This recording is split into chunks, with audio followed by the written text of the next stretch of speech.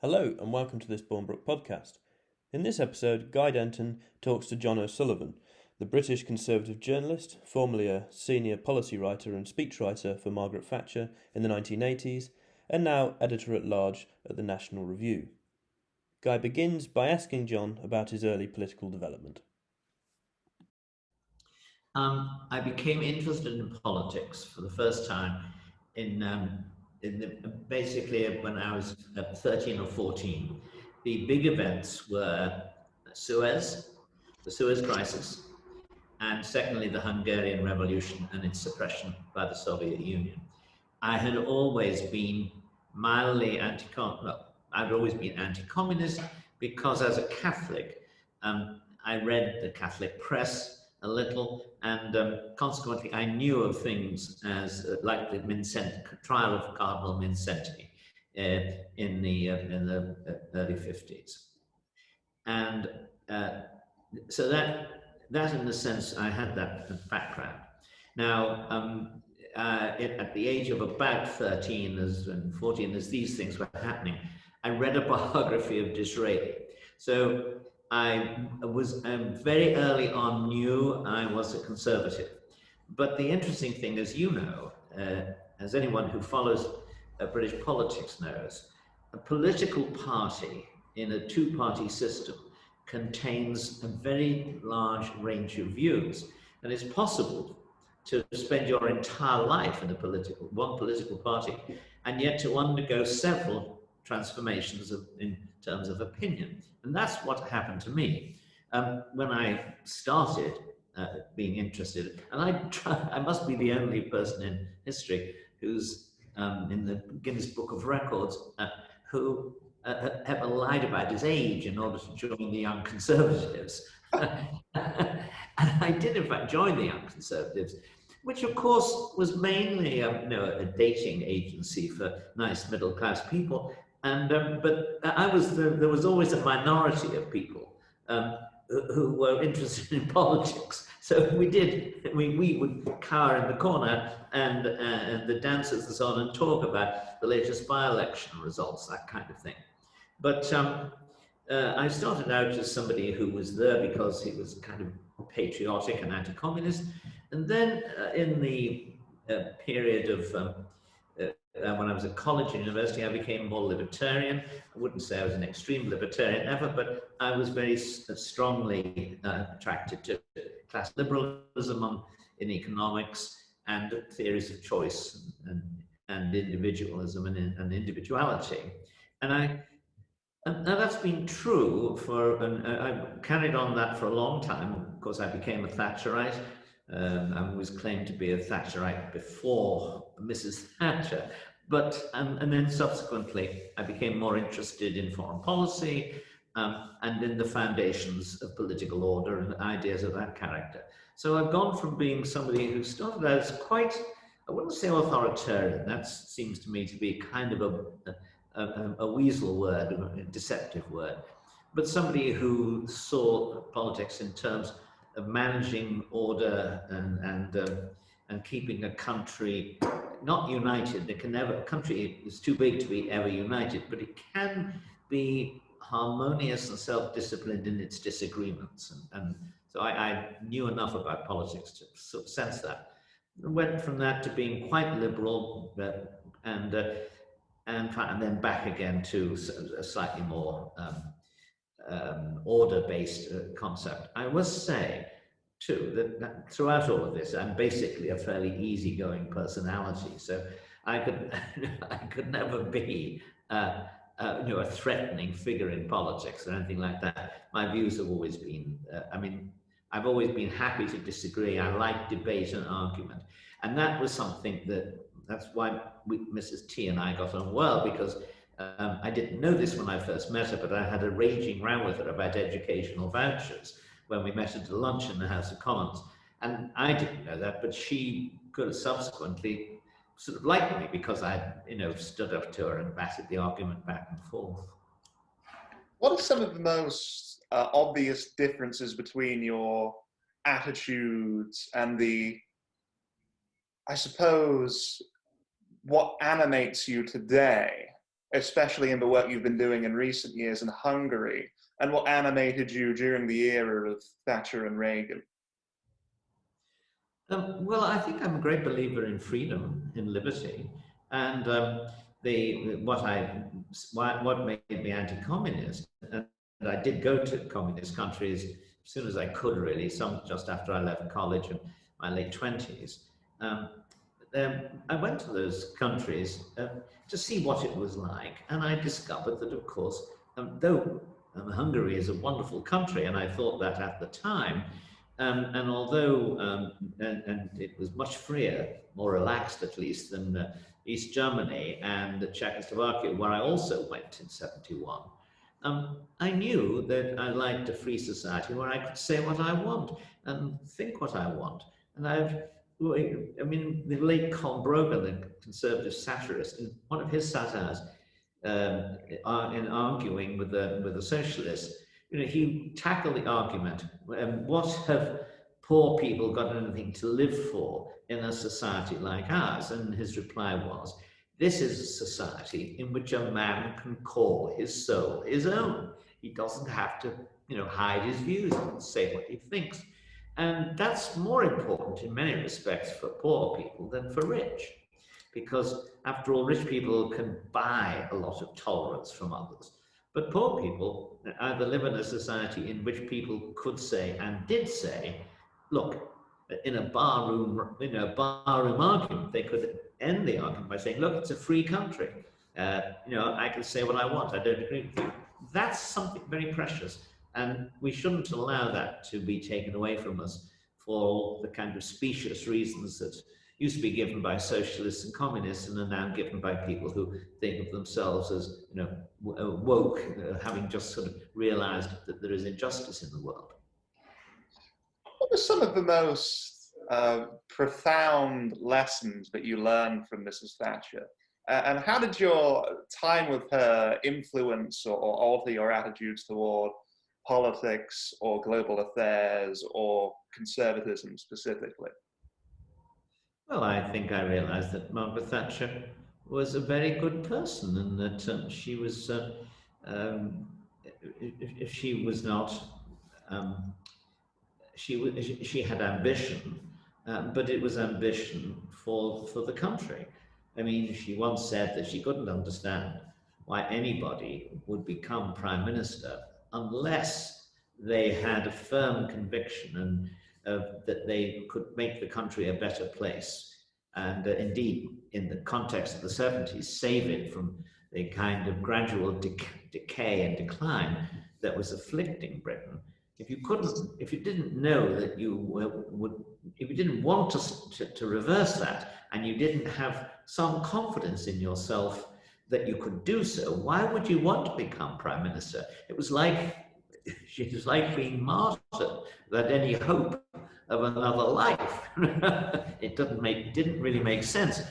So I got that. As I realized that, of course, you must respect the opinions and arguments of others. She was very good at cross-questioning people. Sometimes, perhaps, as she once said to one of my colleagues, when she'd had a cross-examination of somebody who hadn't done very well under it, and she was a bit irritated, she said, as the poor man is being carried out, she said, why does everyone take what I say so seriously? I mean, that's because, of course, people meeting the Prime Minister are a bit nervous, and she didn't always take that into account. But she did more and more she lived on. She did do that. So what did I think that the virtue of hard work, of preparation, of knowing the other side's arguments as well as your own, these are all kind of obvious things, but she was somebody who could,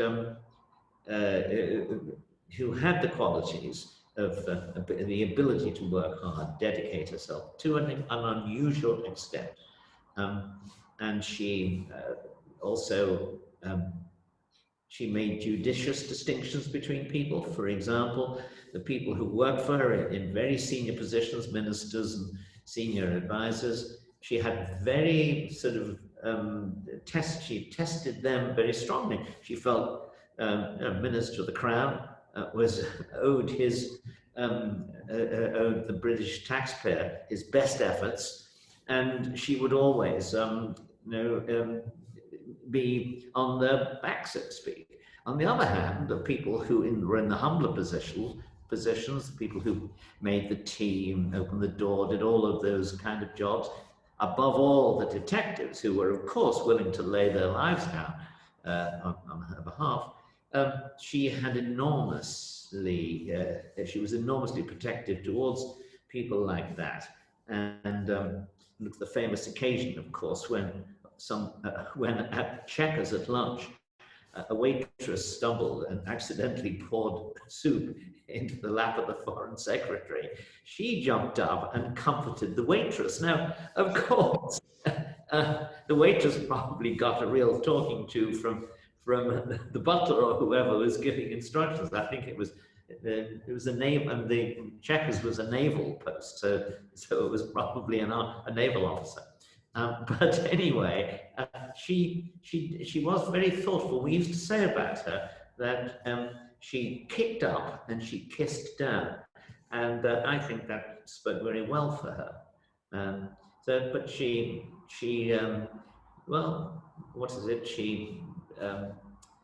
gave full value to the people who'd elected her, and I think.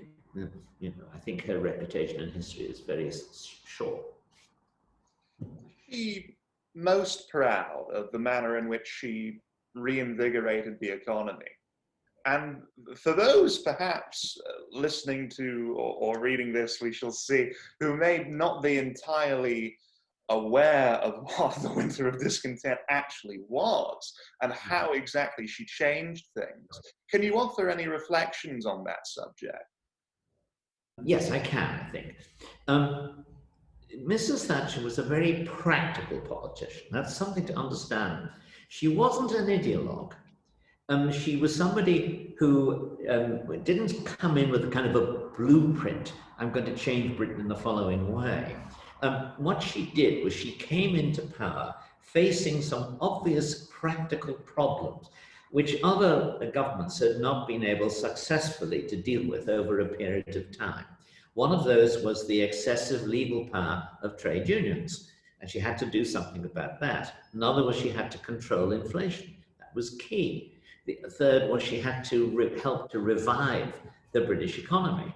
And so you might say, okay, well, there we are. Aren't they ideological positions? Well, no. I mean, she changed policies in all of these areas several times until she, in a sense, she got it right. Insofar as there was an ideology at her back, so to speak, on which she could draw. It was the background. It was the development of economic theory in Scotland and England in the previous 200 years. The classical liberal tradition was something which was very much part of English thought. I mean, and yes, there was a socialist tradition, but essentially that was imported, really. I mean, it is the world, I think, these days is, and for a long time, has been a battle between English ideas or Anglo-Scottish ideas and German ideas, because Marx obviously was drawing on German ideas. So I think she was drawing on those things in a practical way to deal with practical problems in front of her. Now, on the other hand, she never expected to face a challenge like the Falklands. Her general policy, yes, was one of national revival. She did say, to an interviewer just about 3 days before the 79 election, I can't bear Britain in decline. I simply can't bear it. And that's Thatcherism. That's really, you can sum up that, you can say that's a summing up of Thatcherism. But although she came in expecting to deal with the economic side of decline, and indeed done a great deal of work in opposition, trying to get the party to rethink things along with Keith Joseph. Nonetheless, she's presented quite early on with the Falklands War. And if you're the standard bearer a politics of national regeneration. You can't just pick and choose. You can't say, well, I'm not going to deal with the attack on Britain militarily and that way. So she had to take it on, and she had to win it.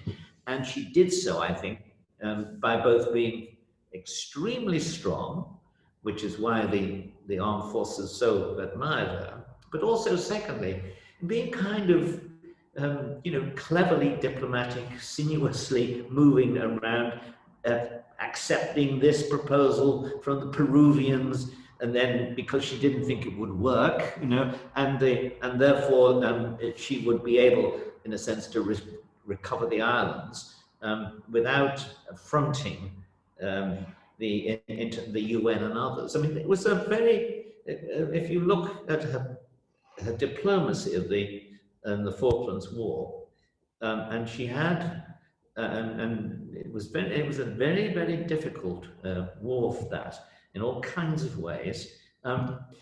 She actually emerged triumphant on the one hand, and on the other hand, the party had held together. All her other plans for the country were given a boost by that. And the third thing is, she did come into power determined to, in a sense, have Britain play a major part in resisting the Soviet Union, which was a very aggressive, in a very aggressive posture in the late 70s, early 80s. But at the same time, having taken very strong action in terms of building up defense, when it was clear that the Soviets had lost, and it was clear, by the way, when they were unable to stop the installation of American missiles in Western Europe to counter the Soviet SS-20s. That was the moment when the Soviet Union lost. Now, subsequently, there were the summits with between Gorbachev and Reagan, which in a sense negotiated the Soviet surrender. I mean, that's the truth of the matter in brutal power terms. But that led, of course, to the unraveling of the Soviet position completely. And yet, the Soviet Empire dissolved without great bloodshed. Why? Because you had in both Margaret Thatcher and Ronald Reagan, and subsequently in George Bush, people who worked hard to prevent to first of all sustain Gorbachev against the hardliners, and when the hardliners made their attempt to overturn him and stop the reform progress too late, as a result, they lost that battle, and the Soviet Empire came to a peaceful end. Now, it's the game is not over. You have Putin. He was somebody who thought what happened there was a tragedy. He wants to restore as far as he can, not the Soviet Union, but a Russia which is the successor power to the Soviet Union. I don't think he's going to be able to do it. In her private moments, perhaps, did she ever seem disarmed or even upset by the vehemence with which many in the country disliked her? Or was she always unfazed because ultimately she always won, and she also always thought she was doing the right thing? Well, first of all, I think the only person who could answer that question fully is Dennis Thatcher. I mean, he in their private moments, there must have been moments when he had to strengthen her and comfort her, and that would be odd if it were not the case. But those of us who worked with her and saw her, obviously there was the moment where she's lost office and is leaving, and she has to wipe away a tear. That's quite normal, it seems to me. It'd be odd if it were not the case. And I think that after she lost office, there was a period in which she had not a nervous breakdown or anything like that, but she went into a depression. And there's no doubt about that. And those of us who liked and admired her, loved her really, as far as we could, we rallied round. But the only way you could be Margaret Thatcher in those circumstances was to be given work to do. I mean, in a sense, when she lost power, she went from a situation of being somebody who was, in a sense, trying to think of an appropriate. Somebody who was stuck in a huge traffic jam with trying to get things done all the time, with and to moving that to lying on a beach with no one around. I mean, you can't replicate the position of a prime minister at the centre of world events. Privately, you can't sort of put on a show of that. But what people did, and what we did, for example, was we held conferences with clever and interesting intellectuals on policy, and she would be the chairman. They would give talks, and these were financed by other attendees, like sort of rich Americans who wanted to attend these kind of gatherings. And we had 10 years of them, and they did help to bring her out of things. But the other thing that brought her out of her depression, I think, was she had to write her memoirs. And that was, of course, those memoirs, that was a huge job. And I mean, I was working with her on those things, and she did that in 3 years, those 2 volumes. And those volumes, I mean, professional historians will tell you, they're very impressive. They're probably the frankest and most detailed memoirs of any prime minister. So that, I think, was huge. So did people see her as a frail and vulnerable person? I would say those of us who were close to her, and I think somebody like Charles Powell, who's her great advisor on foreign policy, would have seen more the most challenging moments. Everybody saw that she was a strong, responsible, hardworking, practical statesman who, when faced with a disappointment or a serious problem, would work at it and really throw herself into it, master it, and in a sense conquer the problem and move on. At the 2 or 3 moments in her life of great disappointment, well, the biggest one being her loss of power, particularly since that was accompanied by a feeling on her part, justified, that she'd been let down by people who owed her huge debts, but were missing when the battle was at its height. I think you have to say that's the nature of politics, but she knew that, and therefore, although she did have this momentary period when she felt terribly cast down, I think she simply overcame it she was a well-brought-up Methodist girl and a scholarship girl. She wasn't going to just give up. That was she was going to find a way of overcoming the problem. You or I might go on holiday and have fun, but Mrs. Thatcher didn't think having fun was much fun. That's the truth of the matter. She found holidays annoying. She wanted to get back to work, and she would do her best to do so. Nothing like a crisis to cheer her up, so to speak. But we can't. But human beings are human beings. They have weaknesses, and she had fewer of them than most people. But that wasn't because she didn't have the weakness. It was because she had the greater determination to pick herself up, dust herself off, and start all over again. As I think Irving Berlin wrote. No, Jerome Kerr. I can't remember who wrote the lyrics.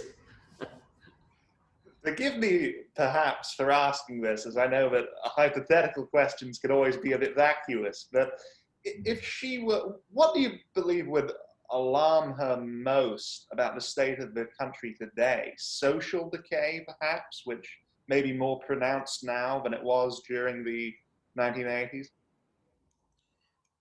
Well, I think she'd be very worried by the fact that the lockdown has produced, it seems to outsiders, I'm not in England, has produced a kind of a desire to be passive, a desire and I mean, I know that one of the reasons why people are at lockdown and why people support lockdown is because they think that they're saving lives.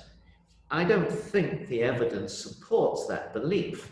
And it would be very worrying to me if people came to feel that the policy of lockdown was counterproductive, that more people were being damaged by the fact that you can't get treatment for cancer, and for other elective surgeries have to be cancelled and so on, and that was proving more damaging to individuals and to social fabric than the threat of COVID infections. If people changed their view of what was the balance of well, not the balance of advantage here, the balance of disadvantage, and still wanted to support the lockdowns, I would worry about that some think, you know, what is it?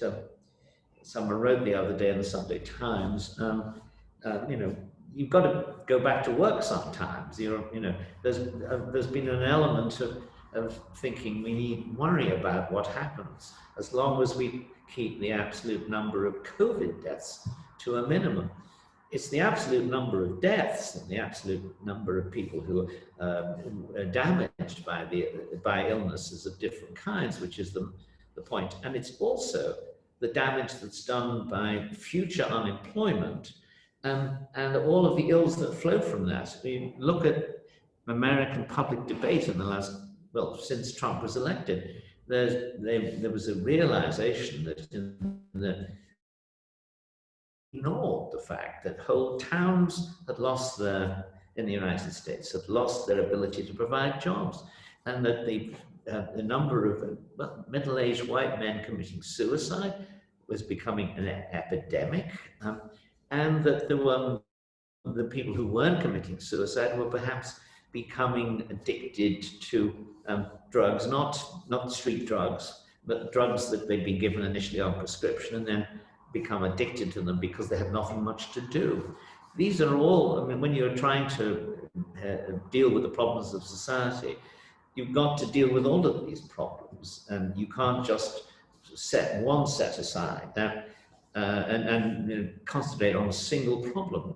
So I think that if we were to become a society in which passivity was seen as virtue and in which the authorities took advantage of that to start ordering people around, and there do seem to be alarming signs of the police behaving in a very kind of old-fashioned authoritarian way, not just in relation to, in a sense, telling people that they can't go out for more than an hour a day and imposing those kind of restrictions very roughly on the one hand, and secondly, installing a regime which treats free speech as a privilege to be carefully parceled out to people rather than a right which must occasionally, in a sense, be looked at suspiciously. I personally don't look at free speech suspiciously.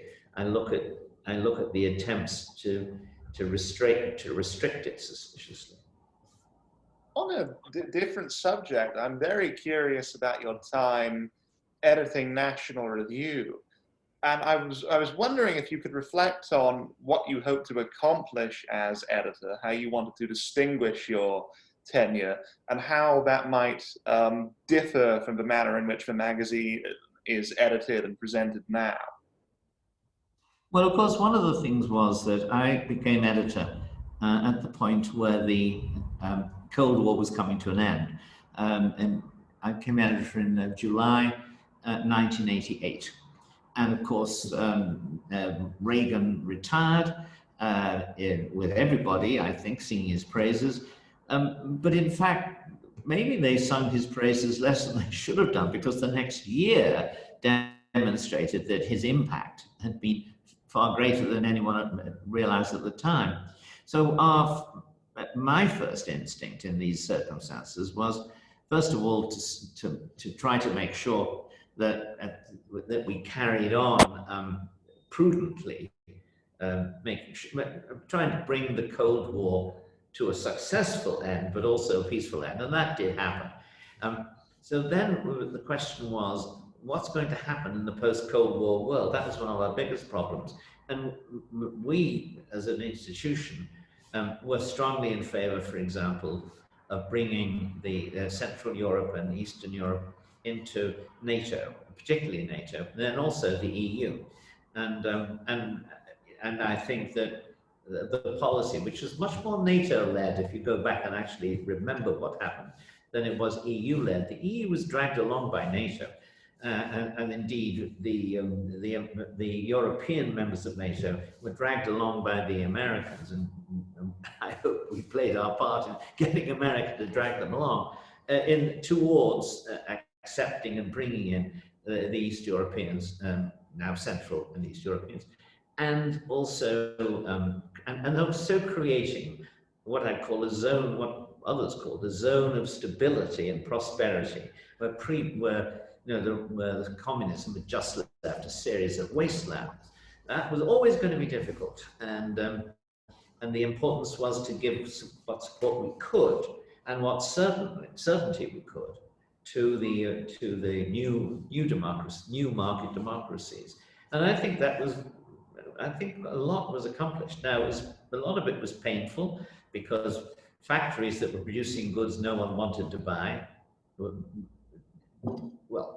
either disappeared or were privatized and turned into something else, and a lot of people lost their jobs in the short term.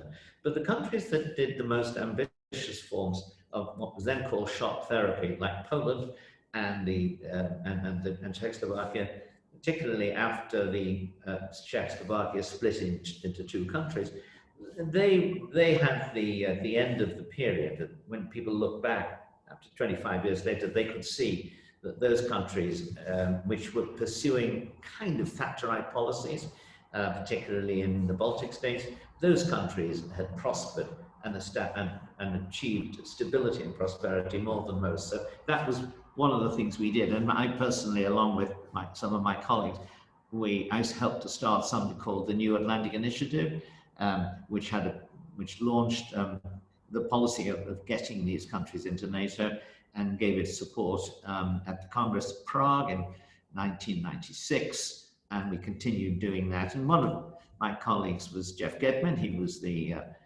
was subsequently the executive director, and he was followed by Radek Sikorski, and that was before Radek. It wasn't before he became a Polish politician. He subsequently he went off to Poland, became a politician, lost office, came out to the New Atlantic Initiative, then went back again, and he became, among other things, its foreign minister. So I felt that the magazine was behind that, and we accomplished a fair deal. I think that it's fair to say, if you look back, that the right in the period of George Bush and later and Clinton and then George H.W. Bush, we were better at foreign policy and defense policy in many respects than we were at reviving and strengthening civil society in the United States in particular. We allowed the left to introduce some of the themes that are now working out so badly in the United States. I know that the National Review, for example, did try again and again to raise the question of how do we strengthen the national identity of the United States? How do we make the society increase the common fellowship sense in the society.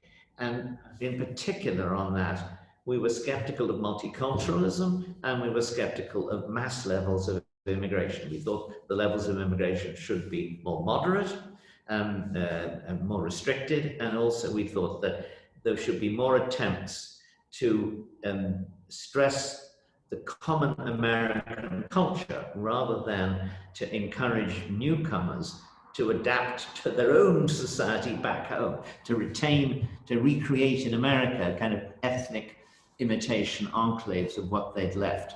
Now, these are complicated questions, and but I felt that we in National Review, I think we presented a very strong case there, but we couldn't get the Republicans to be interested because essentially, frankly, they were in hock to the National Restaurant Association and to the Chambers of Commerce, who just wanted an endless supply of cheap labor.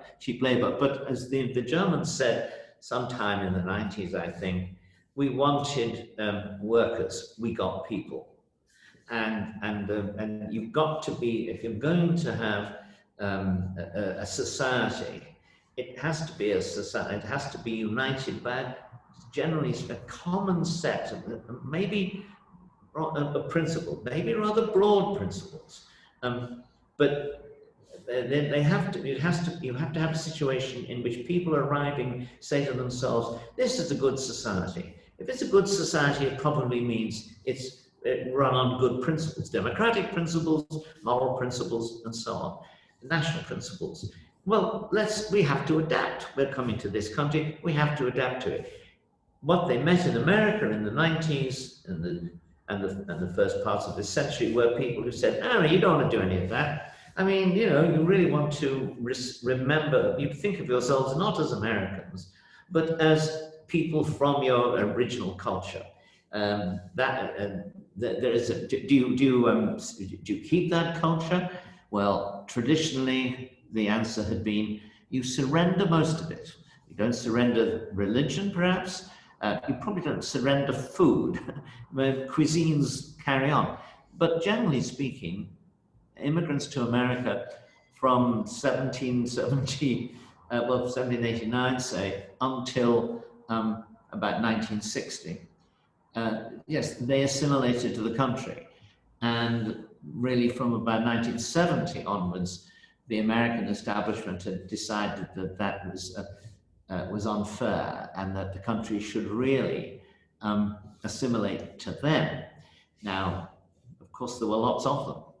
I mean, there weren't just, it wasn't just one group, it was a whole series of groups. And the result was the country, in a sense, well, the divisions in the country, racial, religious, ethnic, they became sharpened. And now the whole of America is terribly conscious about one kind of difference after another.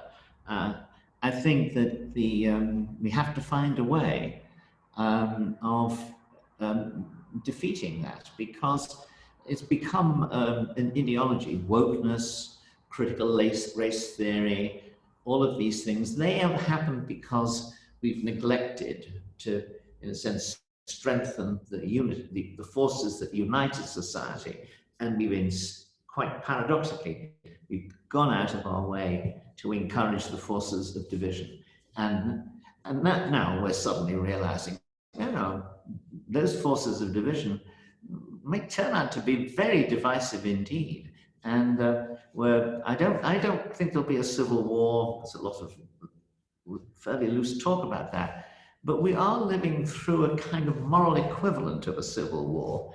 And that means, which is a kind of a revolution. I mean, revolutions are the ultimate expression of moral civil wars, and we're facing that now. In 2012, after Mitt Romney was defeated, you accurately predicted that 2016 would see Hillary Clinton, who was already progressive, challenged by a new even more progressive faction within the Democratic Party.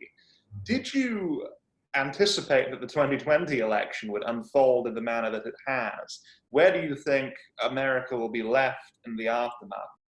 Well, of course, I think that we are in, as I was just saying, something like a pre-revolutionary situation. Now, and I've tended to be on this pessimistic side of these arguments, as I've said, since really, I would say since about 92. I had my first kind of, they call it now an epiphany.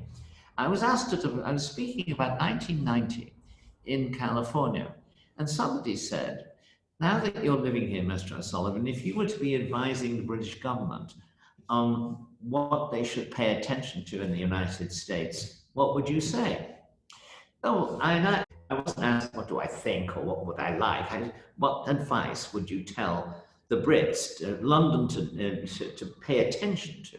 And I said, well, I suppose I would ask them to tell them to pay attention to the fact that the English language as a unifying factor in the United States is something that has served Britain's interests well. We're living in the same society and culture, so to speak. We're living the same culture. And that's extremely important.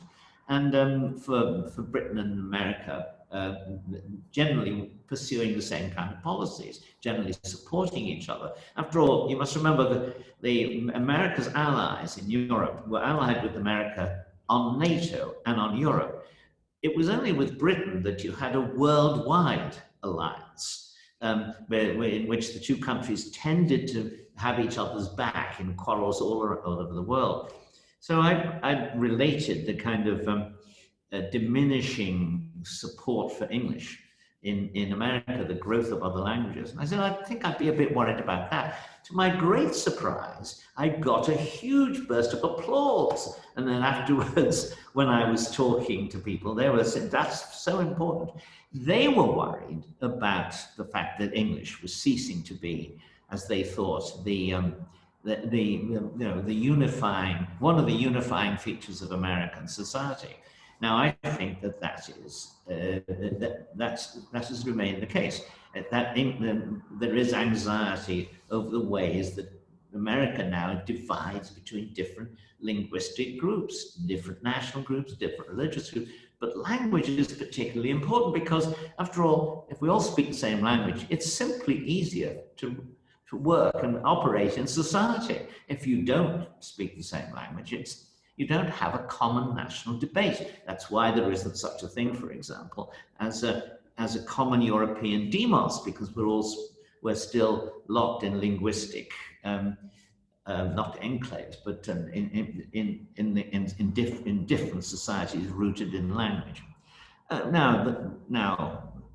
If I go back and look at all of these things, I think I was right in seeing the fissiparous effect, the disuniting effect, the disuniting of for example, the disuniting of historical accounts of America. A liberal like Arthur Schlesinger Jr. wrote a passionate book about that. So that was a warning that I was one of the people, only one of them, who tried to give. And I think it's fair to say we were pretty well given lip service, but really practically ignored. But there's a second positive side. I think I was one of the first people to see that internationally there was something that already existed, didn't have any official form, but it was a form of fellowship and cooperation which existed in social life, in economic life, in migration patterns, in an ability to operate together in economic ways, because we all live by the same common law rules and so on. It expressed itself in the fact that American universities and British universities tended to be better than those in the rest of the world, and so on. And that so to speak, ghostly polity was the Anglosphere. And the Anglosphere, the term was not much used when it's an invention of the science fiction writer Neil Stephenson. But the term was not much used until James C. Bennett and others. And I was a kind of godfather to the early days of the movement of people pointing to observing something real called the Anglosphere, and then secondly, proposing ways in which that reality would become firmer, solid, more grounded, and less simply a bright idea in the minds of a few people. Perhaps I've completely lost track of the time. I don't want to keep you for much longer. But so perhaps a light question to end on, one that I always like to ask. What are some of your favorite books, and what books would you say have had the most profound influence on your thinking over the years?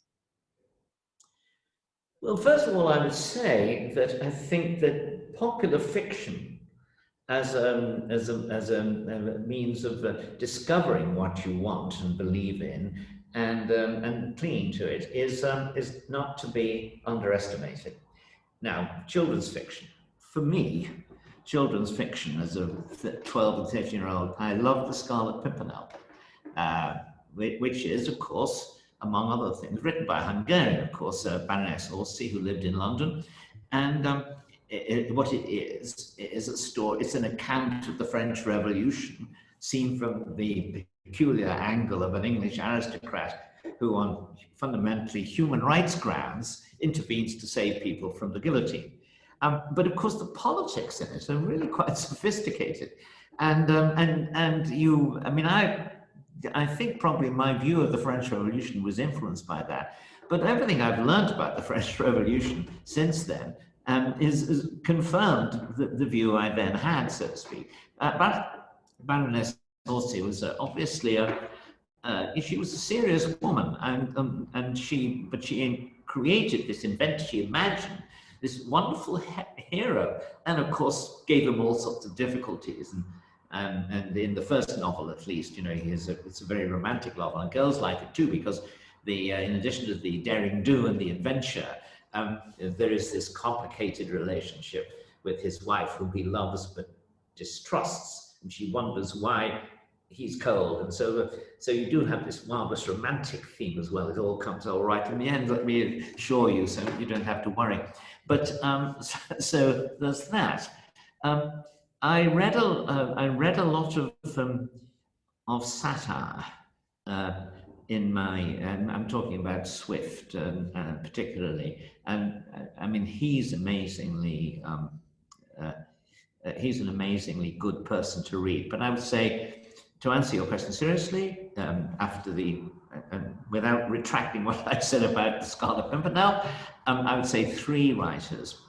George Orwell, whom I discovered at a very early age and had never, and I wrote an essay pointing out all the things wrong with him when I was about 25, but the fact is he was extremely, he was amazingly correct morally, even when he gets things wrong, which he does again and again. Now, secondly, Evelyn Waugh is one of my favorite novelists. I've read a lot of Graham Greene too, because I'm a Catholic. You sort of directed to those, but certainly Evelyn Waugh, and particularly The Sword of Honor, which is a profound and important book. Then the essays of Lord Macaulay, Thomas Babington Macaulay.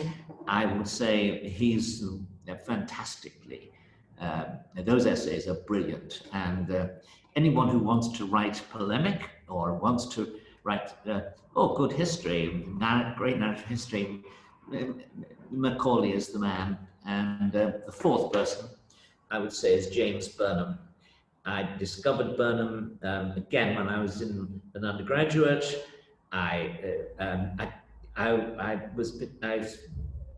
don't believe it was The Managerial Revolution, his most famous book, which I think is not his best book, but The Machiavellians is one, and the book which I think was very influential was The Struggle for the World, a short book, but making a serious analysis of the predicament of the democracies in 1945, 46, 47. That book proposes almost precisely what Winston Churchill argues in the Fulton speech. And I mean, maybe Churchill read it, I don't know. But it's, and Christopher Hitchens used to condemn the book on the grounds that Churchill may have read it. But it's a very, very interesting book, and it's a tremendous introduction to strategic thinking. But I would say they're the Orwell, Wall, Macaulay, and Burnham. Anybody who's seriously interested in politics and life, and they'll get a great deal out of that mix, because what you have in Wall, for example, you have a kind of something to set against the crude, I don't mean crude, I shouldn't say crude, but to set aside the mere political arguments that the others give. Thank you very much for indulging me, John. This has been a true pleasure. Well, thank you very much indeed. I've got a suggestion.